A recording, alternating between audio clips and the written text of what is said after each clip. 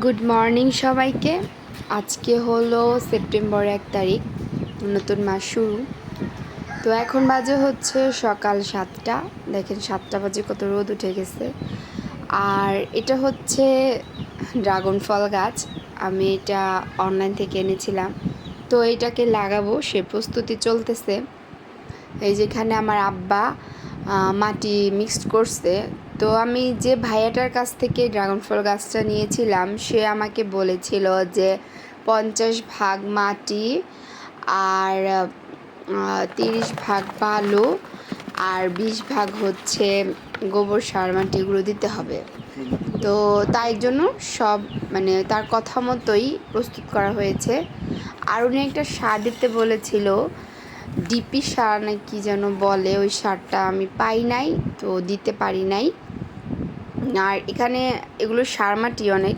আমি যে মুরগি পালি, সেই মুরগির পটি, তো ওগুলো এক জায়গায় রাখা হয়, পরে ওখান থেকে অনেক দিন পরে সার বানাই, তো সেইগুলো এখানে মিক্সড করা আছে। আর এই যে হলো গাছটা, এখন এটাকে লাগাবো। এভাবে দিছিল উনি 2টা গাছ, তো 2টা একসাথেই লাগানোর চেষ্টা করব। তো কে কোথা থেকে আমার ভিডিওটি দেখছেন অবশ্যই কমেন্টস বক্সে জানাবেন।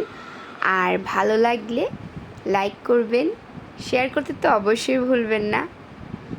আর আমার পুরাতন সাবস্ক্রাইবাররা যারা আছেন বা পুরাতন ফলোয়ার্সরা যারা আছেন, সবাইকে অনেক ধন্যবাদ আমার পাশে থাকার জন্য।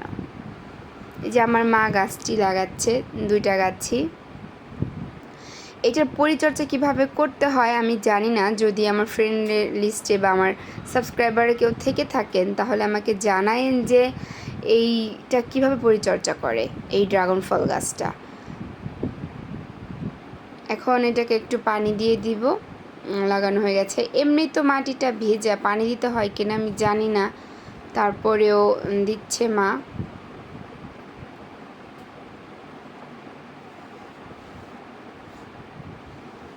এই বালতিটার মধ্যে দিচ্ছি কারণ হচ্ছে অনেক বড়, এটা তো অনেক বড় হয় গাছগুলো, জাংলা দিতে হয় নাকি গাছগুলোর মধ্যে, তো এর জন্যই এভাবে বড় একটা বালতিতে লাগাইলাম।